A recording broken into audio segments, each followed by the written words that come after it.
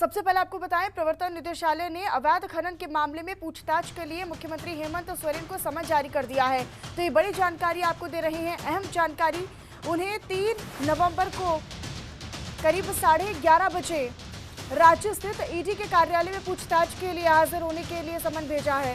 आपको बताएं कि मुख्यमंत्री हेमंत सोरेन को समन भेजने के साथ ही ईडी ने पुलिस महानिदेशक को भी इस सिलसिले में एक पत्र लिखा है, जिसमें 3 नवंबर को सुरक्षा का विशेष प्रबंध करने का अनुरोध किया गया है।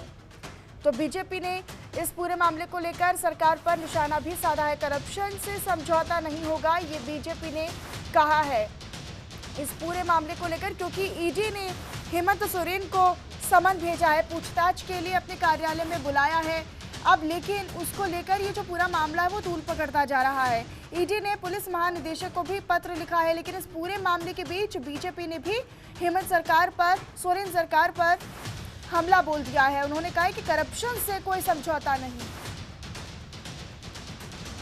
रूपम हमारी सहयोगी फोन लाइन पर जुड़ी हुई हैं। रूपम, करप्शन से कोई समझौता नहीं, इस पूरे मामले को लेकर बीजेपी ने भी अपनी प्रतिक्रिया दे दी है, लेकिन सबसे अहम जानकारी और सबसे पहले इसी पर विस्तार से बताइएगा कि ईडी ने जो पूछताछ के लिए समन भेजा है उसको लेकर ताजा जानकारी और अपडेट क्या है?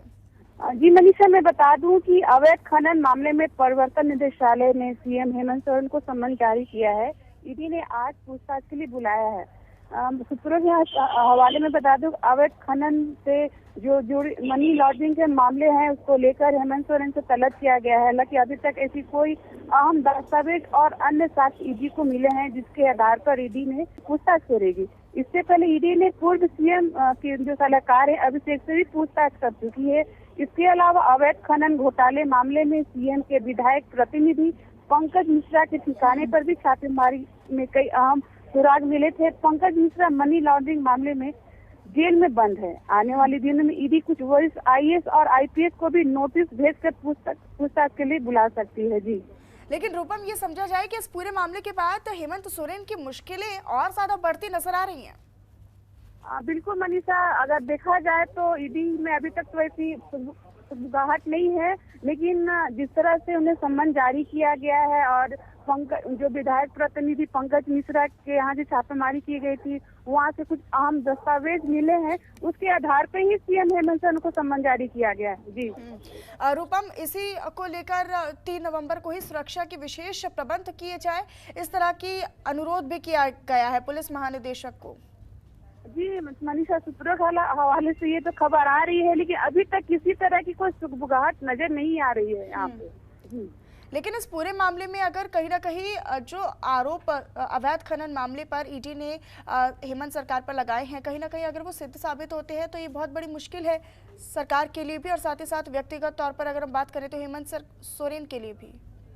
जी मनीषा, मैं बता दूं कि सितंबर में ही रघुवर दास ने राज्यपाल को एक पत्र जारी किया था और उसमें उन्होंने लिखा था कि उन्होंने जो अभी वो पद पे है उसका दुरुपयोग कर रहे हैं और जितने भी खनिज से संबंधित जितने भी विभाग है अपने परिवार वालों के हवाले कर दिए।